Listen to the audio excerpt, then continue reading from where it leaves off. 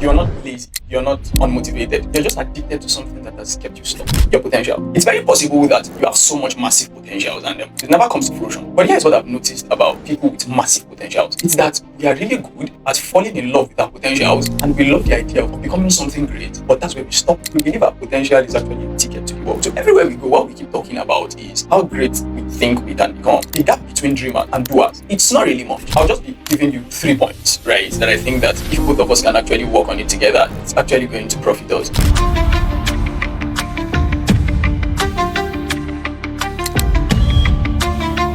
This phenomenon is actually called the potential trap. I don't know if it's originating from me, but it's what I think you're stuck in, such that you really fall in love with your potential and then you love the idea of who you can become, not who you are currently.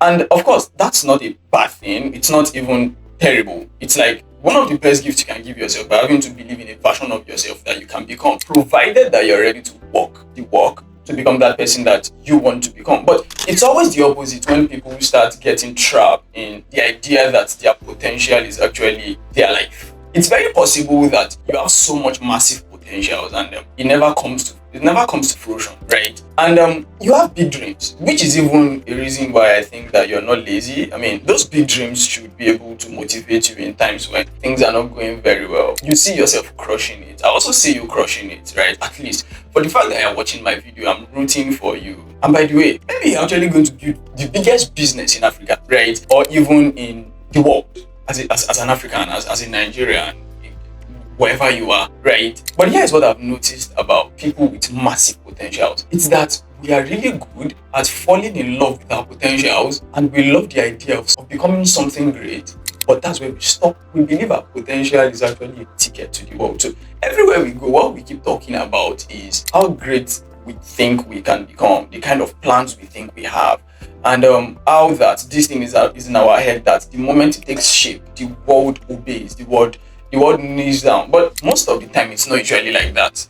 And in the next 10 minutes, right, I'm going to break down exactly why this happens, why it's actually a trap, and most importantly, how to break free from it. Because the gap between dreamers and doers, it's not really much, especially in context like this. And by context, I mean that you already know that you have potential. So let's see how you can bring it to work. And I'll just be giving you 3 points, right, that I think that if both of us can actually work on it together, it's actually going to profit us.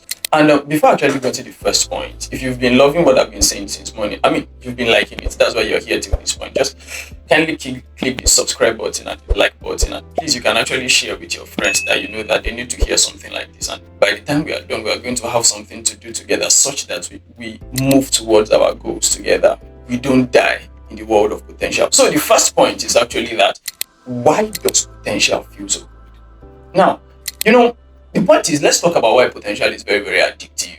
Potential is perfect, right? It has not failed yet. It has never failed. It will never fail. I mean, if you're talking to me about your potential, there is no proof for me to actually fault that your potential is never going to work. So it has not failed. So you feel safe in it.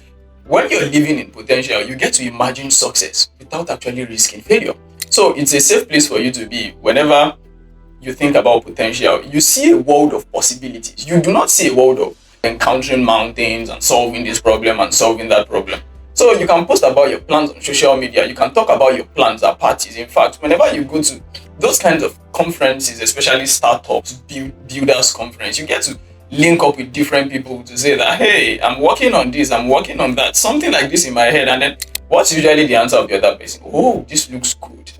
So that is very, very beautiful to say. It feels amazing because in your mind, you're already successful. But here is actually the trap. Potential doesn't challenge you. 1. Potential doesn't give you feedback. 2. It doesn't make you uncomfortable. 3. You know what makes you does? Your results. Especially the journey that actually leads to your results. When you actually start executing, right, that's when reality hits you. When you want to achieve what is in your head, that's when you know that, oh, come on, I didn't look at this factor. I didn't consider this problem. And everything begins to actually come up. That's when you get rejected. You actually need the rejection. That's when your first business doesn't have any sales in like 2 months. That's when your business idea doesn't even work at all. At least you're attempting to sell, but it doesn't work.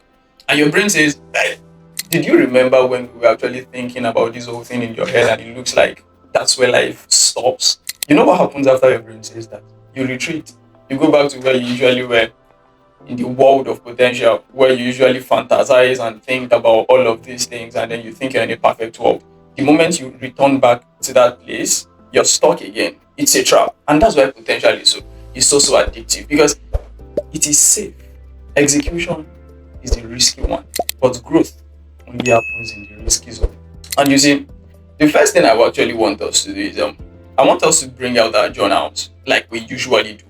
I want us to bring out journals, and the first thing I want you to write is, at which area of your life have you decided to stick with potential?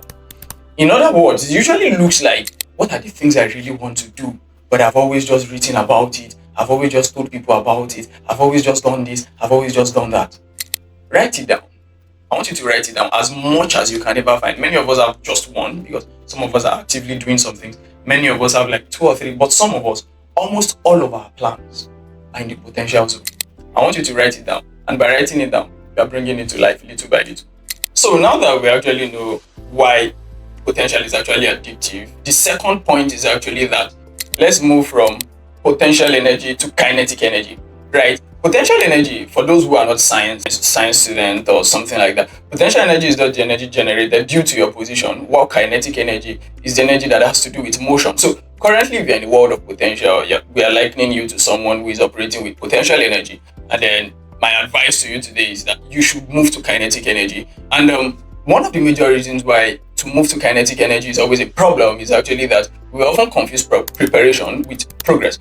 In many of us's brain, right, what happens is actually that for every time you take up a book to read, for every time you gauge in knowledge, you learn something, you do a tutorial, you actually believe that you're moving forward. You actually believe that you're getting things done in the world. To be very honest, learning is not the same as consumption. When you're learning is with an intent to actually pass the knowledge, to use the knowledge for the greater good, to use the knowledge to benefit someone in the society. But consumption is just you learning everything, but you are not even making use of it at all, right? You're researching business strategies for 3 months, but you didn't even pick up the phone to actually make one single sales call, right? You're consistently watching YouTube videos and different tutorials for data engineering, data analysis, software development, cloud computing. You have never done a personal project for yourself that you can show any other person. All kinds of things that we eventually think we are learning, but what we are just doing is consumption. See, I'm not even saying that you should not prepare, but preparation without execution is just procrastination wearing a productivity costume, right? For every time you think you're preparing and you're not using it to do anything in the real world, it's just dressing yourself in doing nothing, but telling yourself that you're doing something. Maybe next time you should ask yourself, what is the end goal, or what is the end point of doing something like this? And see, you do not need a perfect plan. I always tell us this on the channel, right? You do not always need a perfect plan. You just need to be bold enough to start. And then by the time you start, your first business attempt, it doesn't even have to be the next Apple.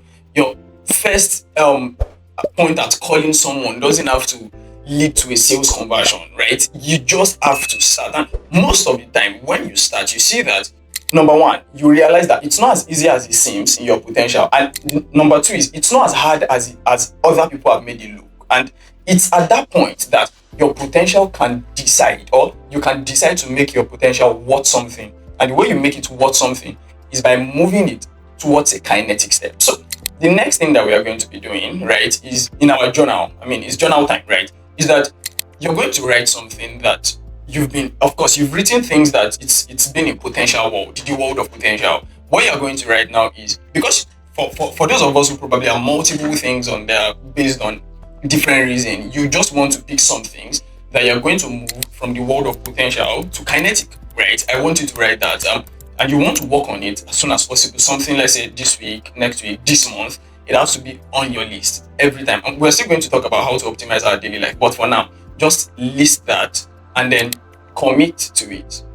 And when I say commit to it, you know that you already know why potential is addictive. The second point is that you are not actively trying to move those things that have been in the potential world to the kinetic world. So the last point, and it's actually that we now want to move from kinetic energy to proof, right? Proof as in, how do we stop worshipping potential and then we start to produce results?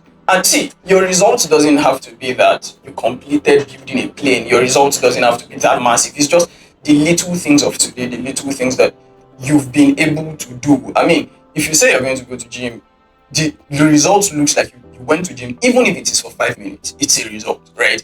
This one is not even about sustainability, it's about you starting out, right? It's about you starting out, and then the moment you start, you know that you are just going to commit to it, but start out first. Now, don't tell me you're right. I want you to show me your blog post, weekly, daily, monthly, whatever.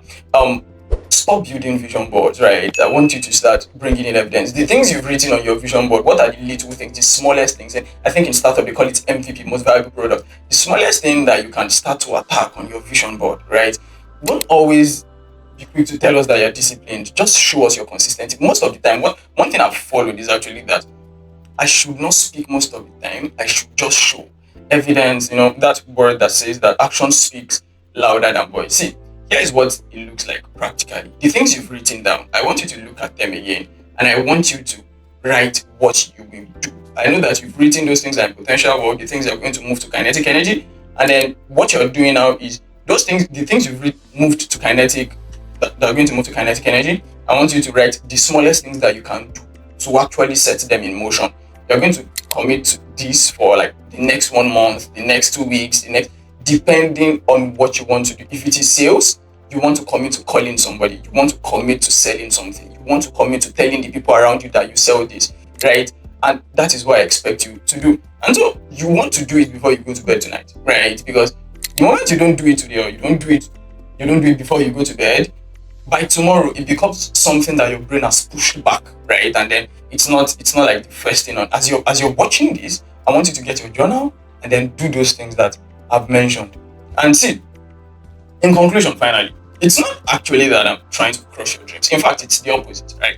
In fact, the major reason why I build this channel, or why I'm building this channel, is to say that many of us here, we are scared, right? Many of us are trying to achieve this, to achieve that, but we've not been able to do it by ourselves, right? And that is the reason why I'm actually challenging you. The gap between where you are and where you're currently going, it just has to do with the uncomfortable things, the hard things, and trying to do the things that you have that you've planned. Nobody's denying that you have great plans. Nobody's denying that you have very wonderful potential.